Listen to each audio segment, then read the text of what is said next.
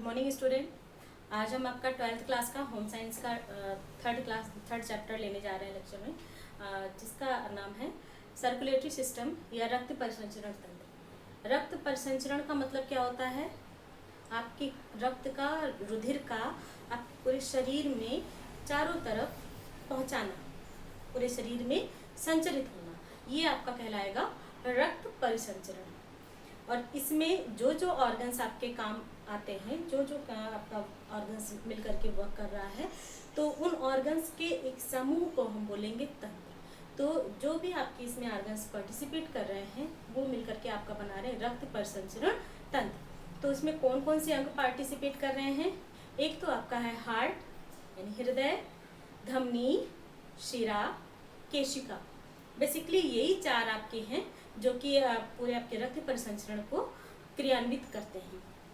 ठीक है, तो इसमें सबसे जो हार्ट आपका है ये सबसे मेन है, आपका सबसे मेन पार्ट है। अगर ये बोले कि हमारे शरीर का जैसे तंत्रिका तंत्र सबसे इम्पॉर्टेंट पार्ट है, अगर ये हमारा वर्क ना करे तो हमारे सारे बॉडी पार्ट्स निष्क्रिय हैं। तो इसी तरीके से अगर हम हार्ट को भी आपके रक्त परिसंचरण का तंत्रिका तंत्र बोलें तो ये कोई बहुत अतिशयोक्ति नहीं होगा। रुधिर के ही थ्रू हमारे पूरे शरीर को जो पोषक तत्व, जो भी हम भोजन खाते हैं, वो किस माध्यम से हमें प्राप्त होता है? डाइजेशन होता है, एब्जॉर्प्शन होता है, और उसके बाद में वो ब्लड में मिक्सअप हो जाता है, और फिर हमें जहाँ जरूरत होती है उस न्यूट्रिएंट्स को हमारे पूरे बॉडी टिश्यूज को ये प्रोवाइड कराता है। कौन? रक्त। मान लीजिए हमें कहीं दर्द हो रहा है ना, कहीं कुछ प्रॉब्लम है, तो हम टैबलेट ले लेते हैं या इंजेक्शन डॉक्टर लगा देते हैं, तो वो किसके थ्रू उस ऑर्गन तक पहुंचता है जहाँ पे पेन हो रहा है? वो उसी रुधिर के माध्यम से ही पहुंचता है। ठीक है, तो यहाँ पर आपका जो ये पंपिंग का, जो ये रक्त को कहीं ऐसा तो नहीं ना कि रक्त एक जगह रखा हुआ है और वहाँ से उठाया और पूरे शरीर में उसको प्रवाहित कर देंगे, ऐसा तो नहीं है ना।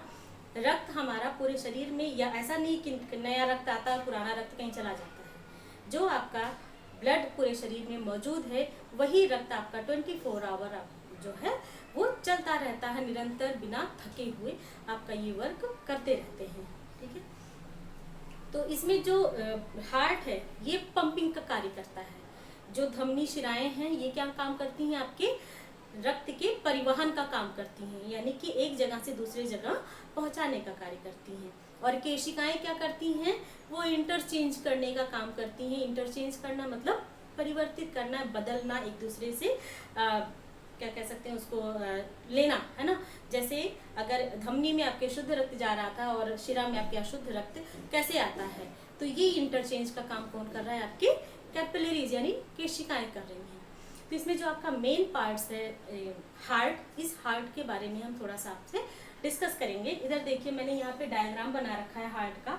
बहुत टिपिकल वाला डायग्राम मैंने नहीं बनाया है, क्योंकि जो इसके आप बुक में या आप नेट पे सर्च करते हो तो वो जो डायग्राम होते हैं वो थोड़े टिपिकल से होते हैं, आपको समझने में थोड़ी सी प्रॉब्लम आती है। यहाँ मैंने एक बहुत ही ईजी वे में इसका एक बनाया है, लाइनिंग इसकी करी है, ड्रॉ कर रखा है, तो उसको आप देखिए, यहाँ आपको समझने में बहुत ही आसानी होगी। कोशिश मैंने यही की है कि आपको समझ में आ जाए इजीली, है ना। तो यहाँ देखिए ये हार्ट आपका जो है ये कैसे होता है? एक मुट्ठी, अपनी मुट्ठी बंद करिए और जो मुट्ठी का शेप होता है वही आपका लगभग उसी आकार में और लगभग वही साइज आपका इसका हार्ट का होता है। ठीक है, ये और हार्ट होता कहाँ पे? हमारे थोड़ा सा लेफ्ट साइड में, है ना। एकदम किनारे तो नहीं होता, लेकिन थोड़ा सा मिडिल से लेफ्ट साइड में स्टेबल होता है। हार्ट हमारा दो पार्ट में डिवाइड होता है। जो हमारा हार्ट पूरा, अगर उसको इंटरनल, उसका आंतरिक संरचना का अगर हम अध्ययन करते हैं तो हार्ट हमारा दो पार्ट में डिवाइड है, एक लेफ्ट और एक राइट। अगर आप ऐसे देखोगे तो हमें ये लगेगा ना कि ये लेफ्ट होगा, क्योंकि लेफ्ट हैंड हमारा इधर है, और ये राइट पार्ट होगा। बट फिजियोलॉजी में ऐसा नहीं होता है। जो शरीर क्रिया विज्ञान का होता है उसमें ऐसा नहीं है। उसमें आप जैसे हम बॉडी होती है एग्जैक्टली हम ऐसे ही, आप यहाँ खड़े हो जाओ, ये हार्ट है ना यहाँ के सामने, अब जो इधर का पार्ट होगा ये लेफ्ट होगा, जो इधर का पार्ट होगा वो राइट पार्ट होगा। तो ये हमारा लेफ्ट साइड ऑफ हार्ट है और ये राइट साइड ऑफ हार्ट है। ठीक है, ये सेप्टम से विभाजित होते हैं दो भागों में, दायां और बायां। जो आपका हार्ट का बायां हिस्सा होता है इसमें शुद्ध रक्त होता है, और जो आपका रक्त का, हृदय का दाहिना हिस्सा होता है इसमें अशुद्ध रक्त होता है। शुद्ध रक्त और अशुद्ध रक्त क्या है? शुद्ध रक्त में ऑक्सीजन की मात्रा ज्यादा होती है, यानी कि ऑक्सीजनेटेड ब्लड। और अशुद्ध रक्त क्या है? जिसमें ऑक्सीजन की मात्रा कम हो या नगण्य हो, जिसे हम बोलते हैं डीऑक्सीजनेटेड ब्लड। ठीक है, ऑक्सीकृत रक्त और अनऑक्सीकृत रक्त। तो अब ये देखिए दो पार्ट हो गए आपके, लेफ्ट और राइट। अब इसमें आप एक मनुष्य का या ये कह सकते हैं स्तनधारी प्राणियों का हार्ट 4 वेशमी होता है। 4 वेशमी यानी इसमें 4 पोस्ट होते हैं। ये देखिए 1 2 3 4, ठीक है, ये 4 वेश में है। ऊपर के दोनों को हम बोलते हैं एट्रिया यानी आलिंद, और नीचे के दोनों को बोलते हैं वेंट्रिकल या निलय। आपने देखा होगा कि हमने सब कुछ इंग्लिश में इसके नाम लिख रखे हैं। क्यों? क्योंकि मैंने आपको कई बार बोला है कि आप जब भी फिजियोलॉजी के बारे में पढ़िए, चाहे वो 9 10 से स्टार्ट करते हैं, तो फिजियोलॉजी की जो टर्मिनोलॉजी है वो इंग्लिश में ही रीड करिए, इंग्लिश में ही उसको लर्न करिए। वो पढ़ने, बोलने और समझने तीनों में आसान होता है। हिंदी में इसके थोड़े टिपिकल से नाम होते हैं, है ना, तो इसलिए मैंने यहाँ पे नॉमेनक्लेचर देखा आपने, मैंने इंग्लिश में ही कर रखे हैं।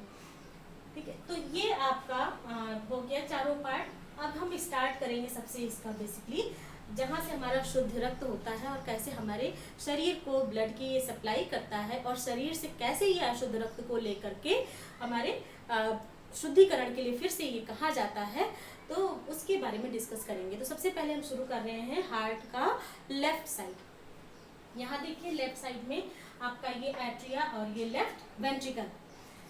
यहाँ आपने देखा कि जो ये पल्मोनरी वेन्स मैंने यहाँ लिखी हुई है, ये यहाँ मैंने पूरा लिखा है, यहाँ शॉर्टकट पी भी कर दिया है। पल्मोनरी वेन्स या इसको हम फुफ्फुसीय शिरा बोलते हैं। ये दोनों जो पाइप है छोटे से, है ना, ये लेफ्ट लंग से शुद्ध रक्त को लेते हैं और ये राइट लंग से शुद्ध रक्त को लेते हैं। लेकर के ये कहाँ पे डालते हैं ब्लड को? आपके इस एट्रिया में डालते हैं, लेफ्ट एट्रिया में, यानी बाएं आलिंद में इस रक्त को ये डाल देते हैं। जब आपका ये बायां आलिंद भर जाता है, तब यहाँ पर ये एक देखिए वॉल्व लगा हुआ है, दरवाजा का पार्ट लगा हुआ है। जब ये आपका आलिंद भरता है, एट्रिया भरता है, तब ये आपका कॉन्ट्रैक्ट होता है, यानी इस पे प्रेशर पड़ता है और वॉल्व ओपन होता है। और जब वॉल्व ओपन होगा तो ब्लड कहाँ ट्रांसफर हो जाएगा? आपके लेफ्ट वेंट्रिकल यानी बाएं निलय में ट्रांसफर हो जाएगा। जब बाएं निलय में ट्रांसफर हो जाएगा तो ऊपर ये कपाट आपके बंद हो जाएंगे, ठीक है। और ये जब आपका निलय पूरा फुल हो जाएगा शुद्ध रक्त से, तब ये क्या करेगा? निलय अपने से ब्लड कहाँ भेजेगा? एओर्टा को, महाधमनी। यहाँ देखिए ये जो मैंने बना रखा है ये आपकी महाधमनी है, एओर्टा, है ना। यहाँ से एओर्टा में देखिए 3 पार्ट आपके निकले हुए हैं, 3 पाइप्स यहाँ से निकली हैं। यही आपकी ये महाधमनी है। महाधमनी फिर छोटी छोटी धमनियों में विभाजित हो गई है कि अपर बॉडी पार्ट्स को ले जाती है ब्लड, और ये लोअर बॉडी पार्ट्स को ले जाती हैं, है ना। ये एओर्टा आपकी यहाँ से यहाँ तक ही एओर्टा जा रहा है, ठीक है। तो अब ये अपर बॉडी पार्ट्स यानी कि हार्ट से अपर जो आपका पार्ट्स होगा ये अपर बॉडी पार्ट्स कहलाएंगे। जैसे आपका ये हैंड है, नेक है, फेस है, हेड है, तो ये अपर बॉडी पार्ट्स को ये तीनों लेकर के जाती हैं, ब्लड की सप्लाई करती हैं। यहाँ से महाधमनी छोटे छोटे धमनियों में विभाजित होती है, फिर शाखाओं प्रशाखाओं में पूरी विभाजित होकर के जाल सा पूरे शरीर में बन जाता है। फिर ये नीचे लोअर बॉडी पार्ट्स यानी हार्ट से लोअर, है ना, ये आपके जो है पूरे बॉडी पार्ट्स में डिवाइड होकर के ब्लड की सप्लाई करते हैं। अब इसके बाद ये पूरे शरीर में इनका जाल फैला हुआ है धमनियों का, जो आपका जो है ब्लड धीरे धीरे आपके पूरे शरीर तक पहुंचाते हैं, और उसी ब्लड के थ्रू हमारा पोषक तत्व भी साथ में हमारे जो है बॉडी टिश्यूज को प्राप्त होते हैं। अब जब आपका ये शुद्ध रक्त जो है ऑक्सीजन लेकर के चला गया, तो अब ये जब सबको बांटता जाएगा तो अब इसके पास ऑक्सीजन की मात्रा कम होती जाएगी, तो अब फिर से इसको ऑक्सीजन चाहिए होगा ना। तो अब ये क्या करेगा? कहाँ जाएगा? बॉडी टिश्यूज के सरफेस तक पहुँचते हैं, पूरे हमारी बॉडी के सरफेस तक पहुँच जाते हैं, और सरफेस पे आकर के आपके ये कैपिलरीज का निर्माण होता है। ये है कैपिलरीज, इसे मैं अभी बाद में थोड़ा डिस्कस करूंगी, पहले आपको ये हम चैप्टर बता दें, इसको कंप्लीट करें टॉपिक।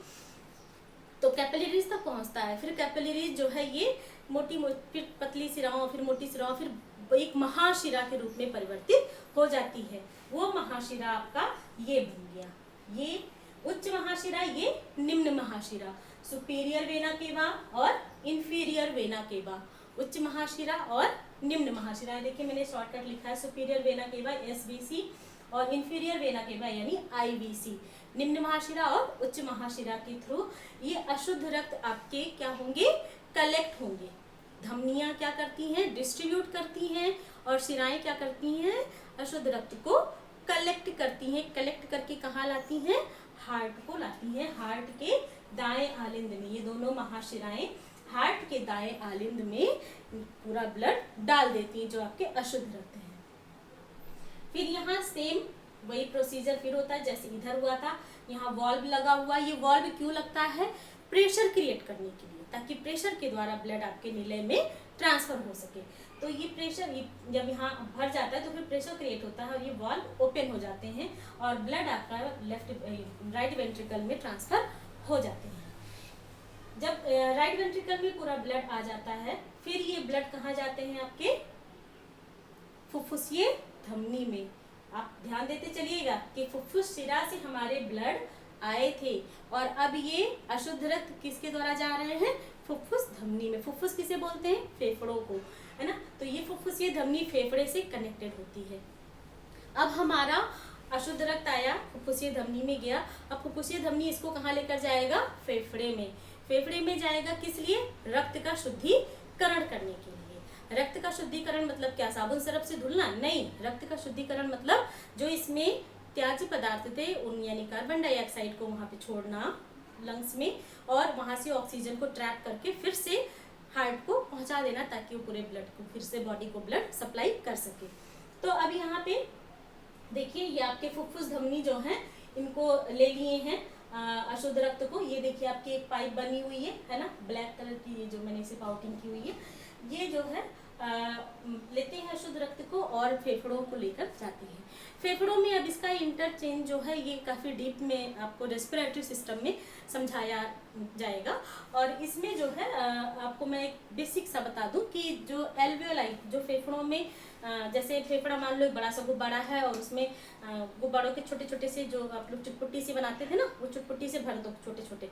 तो जो वो चुटपुट्टी भर दिए बड़े बैलून में, तो वो चुटपुट्टी आपकी क्या है, ये कूपिकाएं हैं, एल्वियोलाई हैं, वायु कूपिकाएं।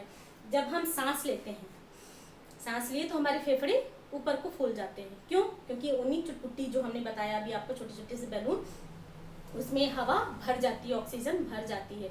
और उसके बाद जब ये यहाँ से ब्लड आपका पहुँच रहा है, इन वायु कूपिकाएं जो हैं ये सेमी परमेबल मेम्ब्रेन से बनी हुई हैं, यानी कि इसमें छोटे छोटे से छिद्र होते हैं और उन्हीं के थ्रू आपका जो है ये कार्बन डाइऑक्साइड और ऑक्सीजन का इंटरचेंज होता है, आदान प्रदान होता है। और ये देखिए फुफ्फुस धमनी है, जो ये ब्लैक कलर से CO2 अपने आप में कंज्यूम कर रखा है।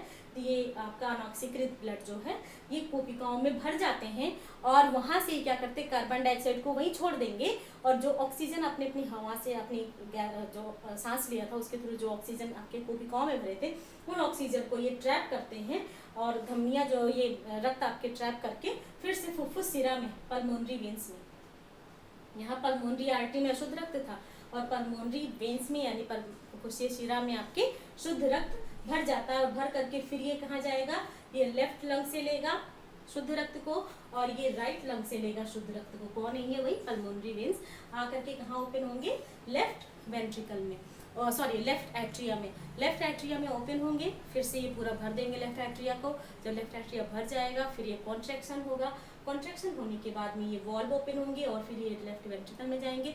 लेफ्ट वेंट्रिकल जब भर जाएगा तब फिर ये ब्लड को कहाँ ट्रांसफर कर देगा, आपके एओर्टा यानी महाधमनी को, और महाधमनी फिर से आपके पूरे बॉडी को ये ब्लड सप्लाई करेंगे। तो ये एक आपका क्रिया विधि हार्ट का है कि ये कैसे वर्क करते हैं, कैसे फंक्शन करते हैं, आपकी ब्लड शुद्ध रक्त को कैसे शरीर तक पहुंचाते हैं और अशुद्ध रक्त को शरीर से कैसे कलेक्ट करके फिर से हृदय के माध्यम से फेफड़ों तक शुद्धिकरण के लिए भेजते हैं। आपका क्वेश्चन आता है, इंपॉर्टेंट क्वेश्चन ये कि रक्त का शुद्धिकरण कहाँ होता है। ऑप्शन में होगा आपके हृदय, फेफड़े, धमनी, शिरा। तो आपका ऑप्शन क्या होना चाहिए इसमें करेक्ट? फेफड़ों में। कहाँ पे इसका शुद्धिकरण होता है रक्त का? फेफड़ों में होता है। क्यों? क्योंकि हृदय आपका सिर्फ रक्त का परिसंचरण में पंपिंग का कार्य करता है, शुद्धिकरण कौन करता है? फेफड़े करते हैं, जहां से आपके ऑक्सीजन गैस को ट्रैप होता है। इन कोशिकाओं से ऑक्सीजन गैस को ये ब्लड कैसे ट्रैप करता है? एक हीमोग्लोबिन तत्व होता है आपके ब्लड में, जो कि ऑक्सीजन को अपने में खींच लेता है, अवशोषित कर लेता है, और उसके बाद में लेकर के ये पहुंच जाता है हार्ट के पास। तो ये आपको समझ में आ गया होगा, मुझे आशा है कि मैंने बहुत ही इजी लैंग्वेज में आपको समझाने की कोशिश की है। हाँ, इसमें एक चीज़ मैं बता दूं आपको, यहाँ मैंने बंडल ऑफ हिस लिखा हुआ है ना। बंडल ऑफ हिस ये क्या काम करते हैं? Responsible for contraction. जो मैंने बताया ना, बार बार बताते कि जब ये भर जाता है फिर ये कॉन्ट्रैक्ट होता है, फिर ये रिलैक्स होता है, इसमें गिरता है, फिर ये कॉन्ट्रैक्ट होता है, फिर एओर्टा में जाता है, फिर ये कॉन्ट्रैक्ट होता है, इसमें है ना। तो ये कॉन्ट्रैक्शन का काम कौन कर रहा है? ये आपके बंडल ऑफ हिस कर रहे हैं, ठीक है। ये बंडल ऑफ हिस, इसमें आपके sino atrial node, sino ventricle node होते हैं, जो कि आपका ये बंडल ऑफ हिस में इलेक्ट्रिक इम्पल्सेस यानी कि विद्युत तरंगे उत्पन्न करते हैं, जिसके कारण ये आपके कॉन्ट्रैक्शन और रिलैक्सेशन का वर्क होता है। यहाँ देखिए मैंने आपको शॉर्ट में समझाने की कोशिश की है। ये साइनो एट्रियल नोड ये क्या करते हैं? Produces electrical impulses to control the contraction and relaxation activity of atria and ventricle. Atria और वेंट्रिकल के संकुचन और प्रकुंचन के एक्टिविटी को कंट्रोल करते हैं। कौन कंट्रोल करता है? Cyano atrial node. इसी का मैंने यहाँ पर एक रफ डायग्राम बनाया है, छोटा सा अलग सा, कि आपको उसमें कंफ्यूजन ना हो यहाँ समझाने के लिए। यहाँ देखिए, ये राइट एट्रिया और लेफ्ट एट्रिया के बीच में साइनो एट्रियल नोड यानी SAN मैंने शॉर्टकट में लिखा हुआ है, ये होता है। और यहाँ नीचे आपका है एट्रियोवेंट्रिकुलर नोड, ठीक है। ये आपका इलेक्ट्रिसिटी, जो आपका इलेक्ट्रिकल इम्पल्सेस है, ये कहाँ से उत्पन्न होता है? साइनो एट्रियल नोड से, जिसके कारण आपका एट्रिया खुलता है और फिर ये इम्पल्सेस कहाँ तक जाती हैं? आपके एट्रियोवेंट्रिकुलर नोड तक जाती हैं, और ये इम्पल्सेस फिर कहाँ ट्रांसफर हो रही है? बंडल ऑफ हिस को। और ये बंडल ऑफ हिस फिर जो है आपके पूरे एट्रिया और वेंट्रिकल को जो है रिफ्लेक्ट करता है कि अब आपको कॉन्ट्रैक्ट होना है, अब आपको रिलैक्स होना है, आपको कॉन्ट्रैक्ट होना है, आपको रिलैक्स होना है। तो ये आपका जो है, इसी के कारण इसको साइनो एट्रियल नोड को हम बोलते हैं pacemaker, natural pacemaker. और जब कोई प्रॉब्लम होती है हार्ट में, ये क्या काम करता है? जो नेचुरल पेस मेकर है, ये हमारे हार्ट बीट को कंट्रोल करता है। हार्ट बीट, जब आप जाते हो ना डॉक्टर के पास, तो स्टेथोस्कोप लगा के वो चेक करते हैं ना आपकी हार्ट बीट कैसी है, कुछ प्रॉब्लम है तो चेक करते हैं, हार्ट बीट सुनते हैं, है ना। उस हार्ट बीट में एक आवाज़ भी आती है, इसकी लब डब, उसी आवाज़ को ये कैच करके आपके हार्ट बीट को काउंट करते हैं। 1 मिनट में कितनी बार आपका हृदय धड़कता है? 72 बार, 72 बीट्स पर मिनट आपका हार्ट जो है ये पंपिंग करता है, ठीक है। तो ये आपका हो गया साइनो एट्रियल नोड और एट्रियोवेंट्रिकुलर नोड। ये आपको क्लियर हो गया कि किस तरह से इलेक्ट्रिक इम्पल्सेस क्रिएट होते हैं, और बंडल ऑफ हिस उनको जो है आपके एट्रिया और वेंट्रिकल को आदेश करता है कि अब आपको कॉन्ट्रैक्ट होना, रिलैक्स करना है, ये मतलब इसमें हेल्प करते हैं, ठीक है। यहाँ देखिए मैंने आपको बताया था ना कि ये तीनों जो आर्टरी, वेन्स और कैपिलरीज, इन तीनों के बारे में थोड़ा यहाँ डिटेल आपको बता दें। आर्टरी में देखिए मैंने यहाँ बताया ऑक्सीजन गैस ज़्यादा मात्रा में होती है, ये ऑक्सीजन को अपने अंदर ज़्यादा मात्रा में कंज्यूम किया होता है, इसीलिए आर्टरी में आपके कौन सा रक्त रहता है? ये शुद्ध रक्त रहता है, ठीक है। वेन्स में आपकी ऑक्सीजन की, क्योंकि वेन्स कहाँ से आपकी बॉडी से कलेक्ट कर रहा है ब्लड को, तो इसमें ऑक्सीजन की मात्रा एकदम निम्न हो जाती है, या कह सकते हैं नगण्य हो जाती है, इसलिए ये जो है आपका शिराओं में कौन सा रक्त हुआ? अशुद्ध रक्त हुआ। अब ये इनका इंटरचेंज कहाँ हो रहा है?